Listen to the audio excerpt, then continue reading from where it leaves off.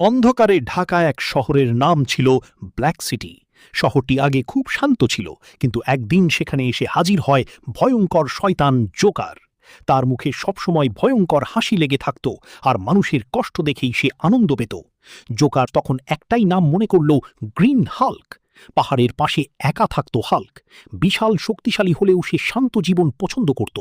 মানুষ তাকে দানব ভাবত বলে সে শহর থেকে দূরে থাকত।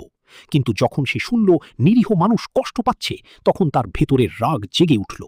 এক রাতে জোকার শহরের মাঝখানে দাঁড়িয়ে চিৎকার করে বলল, এই শহর এখন আমার, কেউ আমাকে থামাতে পারবে না। মানুষ ভয়ে ঘরের দরজা বন্ধ করে দিল।